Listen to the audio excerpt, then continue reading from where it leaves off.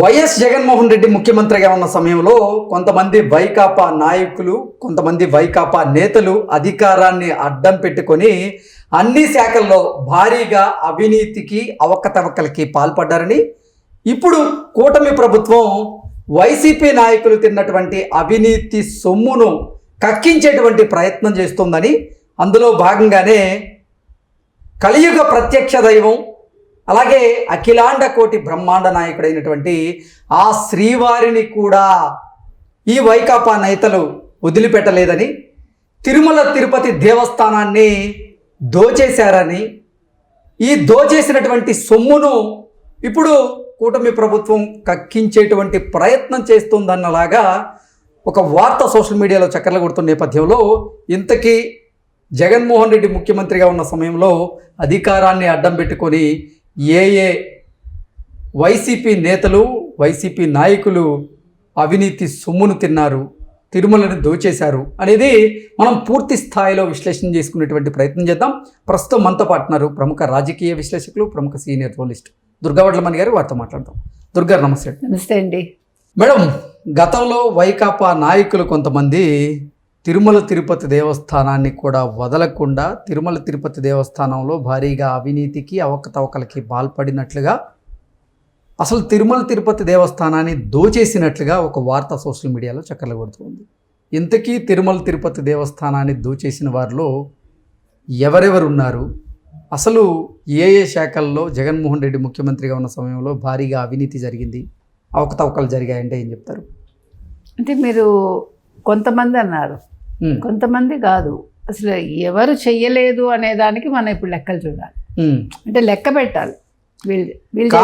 అవినీతికి అసలు ఖచ్చితంగా అసలు తిరుమలలో అయితే మీరు పైనుంచి కింద వరకు ప్రతి ఒక్కడు అవినీతి చేశాడండి. ఏ శాఖ తీసుకోండి, అటు వైవి సుబ్బారెడ్డి కావచ్చు, ఇటు కరుణాకర్ రెడ్డి కావచ్చు, ఇటు ధర్మారెడ్డి కావచ్చు, అసలు ఏ డిపార్ట్మెంట్ తీసుకోండి, ఏ శాఖ తీసుకోండి.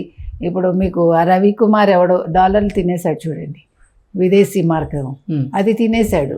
సో ఇక్కడ ఎవ్వరు తినలేదు అనేదానికి మీకు అసలు అనుమానమే లేదు. ప్రతి ఒక్కళ్ళు తినేస్తున్నారు. అంటే తినేస్తున్నారు కాదు, ఆ తినేసిన దానికి ఇప్పుడు ఒక్కొక్కటి బయటకు తీస్తున్నారు. మనం గతంలో చెప్పుకున్నట్టుగా మీరు ఆశ్చర్యపోయే విషయం ఏంటంటే, వైవి సుబ్బారెడ్డి గారు తన హయాంలో 4 లక్షల మందికి బ్రేక్ దర్శనం ఇప్పించాట 5 ఏళ్లలో. 4 లక్షల మంది అంటే ఎంత డబ్బులు తినేసి ఉంటాడు? 300 టికెట్లు కూడా ఎంతో మందికి ఇప్పించాట ఆయన. అంటే బ్రేక్ దర్శనాలో పక్క, ఇదో పక్క, నీ జేబులోకి ఎంత వెళ్ళింది?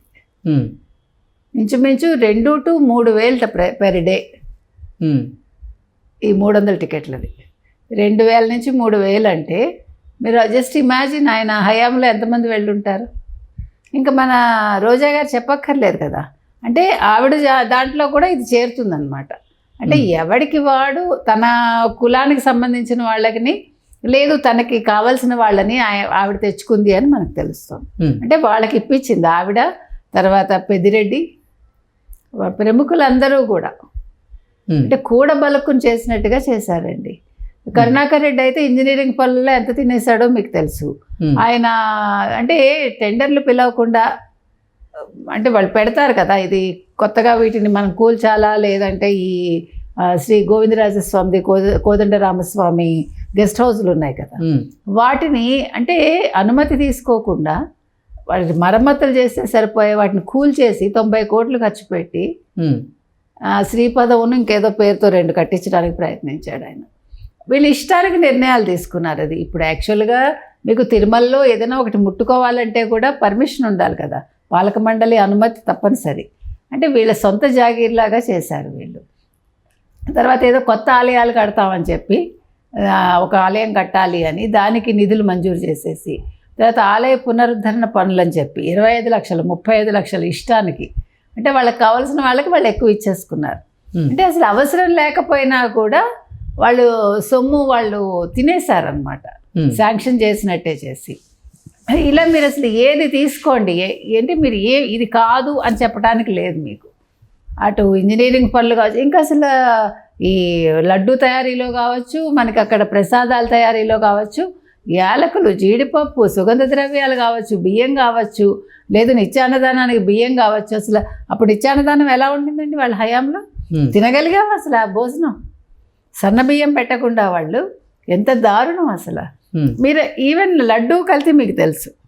అసలు జీడిపప్పు అయితే వాళ్ళు పిలిచే టెండర్లు ఒకటి, వీళ్ళు తీసుకునేది యాక్సెప్ట్ చేసేది అంటే ద్వితీయ శ్రేణి ఉంటుంది కదా, క్వాలిటీ తక్కువ ఉండేదాన్ని యాక్సెప్ట్ చేసి రేటు మాత్రం అది చెప్తారనమాట. చక్కెర కూడా అట, ఎక్కువ రేటు ఉన్నప్పుడు ఎక్కువ కొంటారట, తక్కువ రేటు ఉన్నప్పుడు 2 నెలలకే కొనేవాళ్ళట. అంటే ఇలా అంటే వాళ్ళు అసలు ఏది ఎలాగ డబ్బులు పిండుకోవాలి అనే దాంట్లో వాళ్ళు ఎక్స్పర్ట్స్ అన్నమాట. అంటే మొత్తం దేవుడికి సంబంధించిన ప్రతి ఒక్క కైంకర్యాల విషయంలోనూ, అంటే స్వామికి చేసే కైంకర్యాలలో అంటే ఎక్కడెక్కడ డబ్బులు అవసరం ఉంటుందో అక్కడంతా, అంటే కొనాల్సిన చోట అంతా కూడా నాసిరకం కొండం. మరి ఎలాగండి అసలు? అసలు ఇదేంటిది అంటే మీరు దేవుడు మరి నిద్రపోతున్నాడా, దేవుడు వెళ్ళిపోయాడా అక్కడి నుంచి, కొండ నుంచి పారిపోయాడా వైసీపీ హయాంలో అనిపిస్తుంది. లడ్డూ కల్తీ చెప్పక్కర్లే, మనకు తెలుసది. ఇప్పుడు లడ్డూ కల్తీ, లడ్డూ అప్పటికి ఇప్పటికీ ఎంత తేడా ఉందో ప్రతి ఒక్కళ్ళు నోటీస్ చేస్తున్నారు. అసలు వాళ్ళు చెయ్యంది లేదండి, వాళ్ళకి అవకాశం లేదు. కానీ లేకపోతే మొత్తం తిరుమల చుట్టుకుని ఇంటికి తీసుకెళ్ళిపోయేవాళ్ళం, అవకాశం దొరకలా. అంటే ఇంకా ఎన్ని చేశారో మనకు తెలుసు. ఆభరణాల విషయంలో ఏం జరిగిందో, నకిలీవి పెట్టేశారని కూడా విన్నాం మనం. ఆభరణాలు మాయమైపోయాయి. ఇదివరకు కనీసం ఆ డాలర్ శేషాద్రి ఎవడో ఉండేవాడు ఆయన ఉన్నప్పుడు ఆయనకు తెలుసు స్వామివారికి ఎప్పుడెప్పుడు ఏమేమి పెట్టాలి, ఏమేమి చేయాలి, ఆయన ఒక్కడికే తెలుసు. అందుకే ఆయనకు అంత ఇంపార్టెన్స్ ఉండేది. ఇప్పుడు ఆయన కూడా లేడు. మరి అసలు ఏం చేస్తున్నారు, ఎవరు స్వామివారికి నగలు పెడుతున్నారు, అంటే గతంలో ఎవరు పెట్టారు, అసలు ఏంటి పరిస్థితి అనేది కూడా మనకు తెలియదు.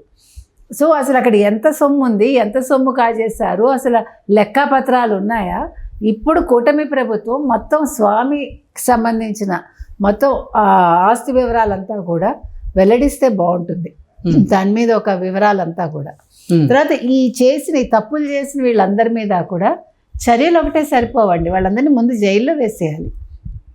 ఎవరిని, వైవి సుబ్బారెడ్డి కావచ్చు, మీకు తెలుసు వైవి సుబ్బారెడ్డి భార్య కూడా ఏవో చేసిందంటారు అక్కడ. తర్వాత కరుణాకర్ రెడ్డి, ధర్మారెడ్డి, రోజా, పెద్దిరెడ్డి, ఇంకెవరండి, ఇంకా వరుసగా ఇప్పుడు అతను విజిలెన్స్ని అతను మేనేజ్ చేద్దాం అనుకున్నాడు కదా, ఈ డాలర్లు తీసేసుకున్నవాడు. అంటే విదేశీ సొమ్ము వస్తుంది కదా, అందులో వేస్తారు. అది యాక్చువల్గా బిగినింగ్లోనే వీళ్ళందరూ తినేశారనమాట. ఆ పట్టుబడినప్పుడు తినేసి విజిలెన్స్ వాళ్ళని వాళ్ళు మేనేజ్ చేద్దాం అనుకున్నారు, వాళ్ళు ఒప్పుకోలే. అందుకని ఇవాళ దీని మీద మొత్తం నడుస్తోందండి. తిరుమలకి సంబంధించి ఎవడెవడు ఏమేమి తిన్నాడు, ఏమేమి కక్కించాలి అనే దాని మీద ప్రభుత్వం దృష్టి పెట్టింది. ఓకే అండి, థ్యాంక్ యూ సో మచ్.